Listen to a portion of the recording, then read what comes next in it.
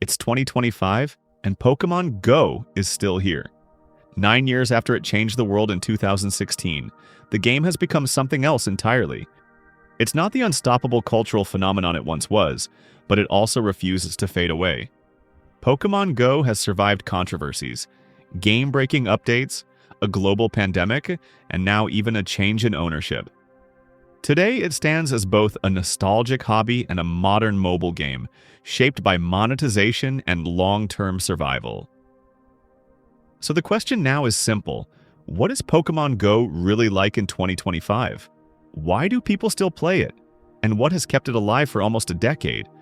Or is it already dead, kept breathing only by its most loyal fans and by one of the most profitable franchises on Earth? Back in 2016, Pokémon GO wasn't just a game.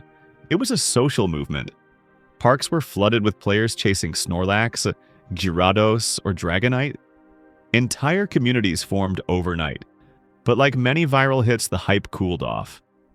By the end of the year, many casual players had quit, and the core fans who remained were waiting for new content. Over the years, Niantic slowly expanded the Pokédex, added raids, shinies, PvP, Team Go Rocket, and Megas. But Pokémon GO has always lived on a razor's edge, balancing fun new features against frustrating restrictions and keeping a community that always wanted more. Now here we are in 2025, and one of the biggest changes in the game's history has already happened. Niantic, the company that built Pokémon GO, no longer owns it. The entire gaming division was sold to Scopely, a mobile publisher known for titles like Marvel Strike Force and Monopoly Go. The deal was worth billions, and it signaled a dramatic shift in the way Pokémon GO would be run. Niantic always had a vision beyond money. They wanted Pokémon GO to be about augmented reality, about exploration, about going outside. For them, the game was partly a way to collect data and map the world. Scopely, by contrast, is here for one thing: profit. To them, Pokémon GO isn't a mission, it's a $4 billion investment. And that perspective has already reshaped the game. Under Scopely, Pokémon GO is more monetized than ever. There's now a monthly Go Pass Deluxe that costs $8. It's essentially a battle pass, giving players special rewards like a guaranteed legendary encounter with a custom background and an exclusive item called a Lucky Trinket. On top of that, a golden bottle cap was introduced, an item that lets you turn any Pokémon into one with perfect 100% stats for $20. That means you can essentially buy a Shundo, a shiny Pokémon with flawless stats, something players once spent years hunting for. For hardcore collectors, this is exciting. For many others, it feels like Pokémon GO has gone full pay-to-win. And that's the trade-off of Scopely ownership. They brought back some fun features Niantic killed, but at the cost of pushing monetization into almost every corner of the game.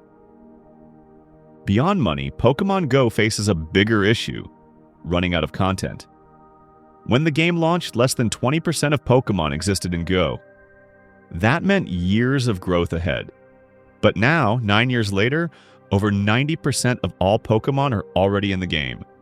Out of more than 1,000 species, almost all are available in some form. To slow things down, Niantic and now Scopely introduced gimmicks like costumes, shadow forms, megas, and shinies.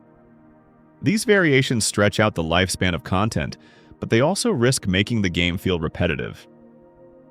Catching your 10th Santa Hat Pikachu isn't the same thrill as encountering a brand new legendary. Unless the main series creates a lot more Pokémon in future generations, Go is on track to catch up completely, and that's a dangerous place for a live service game. And yet, despite all of that, Pokémon GO in 2025 can still be incredibly fun. Recently, the developers quietly updated wild spawns, making rare Pokémon like final stage evolutions appear in the wild again. Players started encountering Dragonite, Charizard, and other rare species just walking around, and it felt like 2016 all over again.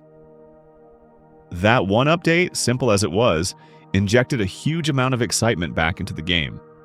Raiding also feels more alive. Under Niantic, remote raids were gutted with strict limits and higher prices. Under Scopely, the cap has been raised, and shadow raids and Gigantamax battles can now be done remotely. For players in rural areas, or for anyone who can't coordinate big in-person raid groups, this has been a lifesaver.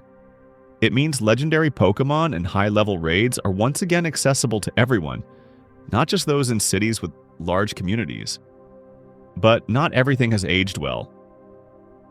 Community days, once the most exciting part of Pokémon GO, have lost much of their magic.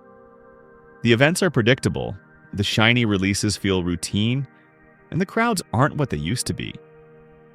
Even major global events like Go Fest feel smaller than they did just a few years ago.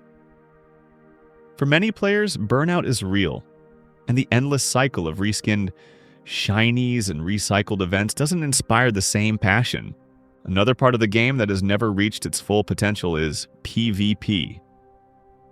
In the main series Pokémon games, competitive battling is one of the core experiences. But in Pokémon GO, only a tiny fraction of players engage in PvP regularly. Technical issues like lag and desyncs make battles unreliable, and the accessibility problem is huge. Building a competitive Master League team requires rare Pokémon and XL candy that often come from paid raids. For most players, that makes the format nearly impossible. The Great League is more balanced and free-to-play friendly, and some fans swear by the skill required in PvP. Counting moves, building teams, predicting opponents. But without major overhauls, PvP remains a niche and for many, a frustrating experience. All of this leads back to the central criticism. Pokémon GO is expensive. Between event tickets, raid passes, premium passes, storage upgrades, and special items, the costs pile up quickly. For players who just want to enjoy the basics like walking, catching, or completing research, there's still plenty to do for free, but if you want to chase shinies, collect legendaries, or participate fully in events, the game pushes you hard towards spending money. And that's the biggest difference between the Niantic era and the Scopely era. Niantic sometimes frustrated players with stubborn design choices, but they still tried to balance the free experience with paid features. Scopely has no such hesitation. To them, Pokémon GO is an investment that must generate returns, and that means monetization comes first. So, with all of this in mind, what about starting fresh in 2025? Surprisingly, it's still a viable and even rewarding experience. Leveling is faster than ever thanks to XP events and streamlined mechanics. New players can reach the higher levels within months, not years. Frequent events make it possible to collect shinies and legendaries quickly. And global raid communities on Discord or other platforms mean you don't need to live in a major city to succeed. Of course, new players will hit walls. Many legacy Pokémon and exclusive moves are tough to obtain, and PvP progression is still a grind without heavy investment. But if your goal is to rediscover the joy of building a Pokédex, walking with a buddy, and catching rare Pokémon on the go, the game still delivers. So is Pokémon GO alive or dead in 2025? The answer is complicated. The game is no longer the global craze that changed culture in 2016. It's older, more commercial, and more expensive. Its player base is smaller but dedicated. At times it feels repetitive, even exploitative. But at other times it still captures that unique magic. The thrill of a rare spawn, the excitement of catching a shiny, the joy of connecting with friends across the world. Pokémon GO in 2025 isn't dead, it's different. It's a lifestyle game now, one that appeals to collectors, shiny hunters, and those who simply love having Pokémon in the real world. It may frustrate you with monetization, it may bore you with repetitive events, but it still has the power to surprise you when you least expect it. And maybe that's why it's still here.